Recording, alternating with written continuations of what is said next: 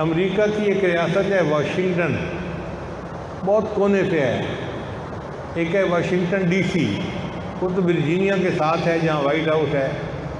یہ واشنگٹن ریاست وہ ہے جہاں پہ جہاز بنتے ہیں.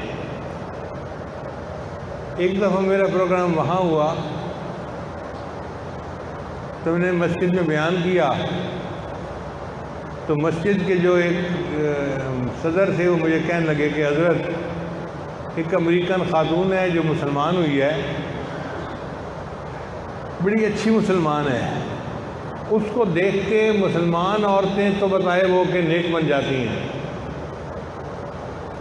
لیکن وہ ہر عالم سے کچھ دین کی باتیں پوچھتی ہے اور بیان سے بڑی متاثر ہوئی ہے.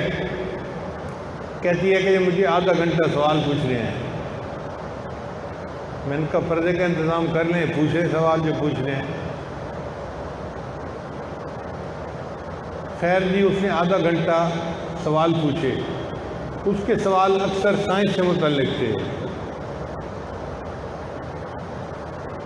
جب میں نے اس سے پوچھا کہ کوئی اور سوال ہے تو کہنے لگی نہیں، میری طبیعت بہت مطمئن ہو گئی ہے اور میں بہت خوش ہوں کہ مجھے جو تلاش تھی وہ مجھے حاصل ہو گیا. میں نے اس سے کہا کہ اچھا اب آپ نے سوال پوچھ لیے، ایک سوال میں بھی پوچھتا ہوں، مجھے یہ بتائیں کہ آپ مسلمان کیسے ہوئی؟ عام طور پہ یہ تو کوئی دوست مسلمان ہونے کا ذریعہ بن جاتا ہے، یا کوئی ماحول یا کوئی خواب، کوئی نہ کوئی وجہ بنتی ضرور ہے. اس نے اپنا حال سنایا. کہنے لگی تھی کہ میں عیسائی گھرانے کی لڑکی ہوں اور میرا خاوند یہودی تھا. ہم دونوں امریکہ میں جاب کر رہے تھے، میں بھی انجینئر تھی، وہ بھی انجینئر تھا. ہماری کمپنی نے جدہ میں آفس کھولا اور انہوں نے ایک سرکولر بھیجا کہ اگر لوگ یہاں سے جدہ جا کر جاب کرنے میں انٹرسٹڈ ہوں تو بتائیں، ہم ان کو تنخواہ بھی زیادہ کر دیں گے اور 2 سال کے بعد پھر ان کو واپس لا کے پروموٹ بھی کر دیں گے. کہنے لگے میں نے اپنے خاوند سے مشورہ کیا، ہم نے کہا چلو مسلمانوں کا ایک ملک بھی دیکھنے کا موقع مل جائے گا اور پروموشن بھی ہو جائے گی. ہم دونوں نے اپنی اپلیکیشن دے دی تو ہماری جو نوکری تھی وہ جدہ میں آ گئی. کہنے لگی ہم جدہ میں ایک بڑی کوٹھی میں رہتے تھے اور ٹھاٹھ کی زندگی گزارتے تھے، مگر جدہ میں تو وہ شراب کی محفلیں نہیں ہو سکتی جو امریکہ میں تھیں، ان کو ہم مس کرتے تھے. تو میں روزانہ شام کو اپنے خاوند کو کہتی کہ مجھے باہر لے کے چلو، تو وہ سڑکوں پہ 2-4 چکر لگوا کے لے آتا. ایک دن میں نے اپنے خاوند کو کہا کہ میں نے کچھ لوگوں کو دیکھا ہے کہ جو سفید کپڑے لپیٹے ہوئے ہوتے ہیں، یہ کون لوگ ہیں؟ اس نے کہا یہ مسلمان ہیں اور یہ بیت اللہ جاتے ہیں عمرہ حج کرنے کے لیے. میں نے کہا ہم کیوں نہیں جا سکتے؟ اس نے کہا ہمارا داخلہ ممنوع ہے. میں نے کہا کوئی بات نہیں، ہم کوشش کرتے ہیں، اگر نکل گئے تو نکل گئے، نہیں نکلے تو واپس آ جائیں گے.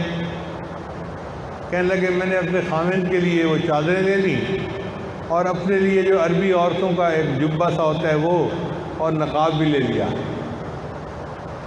اب اگلے دن عشاء کا کھانا کھا کے ہم جدہ کی سڑک پہ چل پڑے.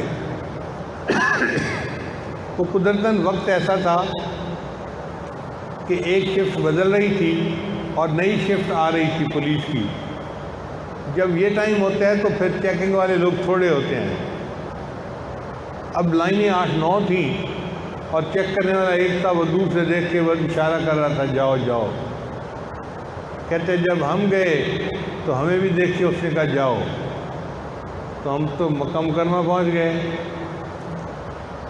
اب جو لوگ جہاں جا رہے تھے ہمیں کچھ پتہ نہیں تھا، ہم ان کے ساتھ ہی چلے گئے حتیٰ کہ ہم مطاف میں پہنچ گئے.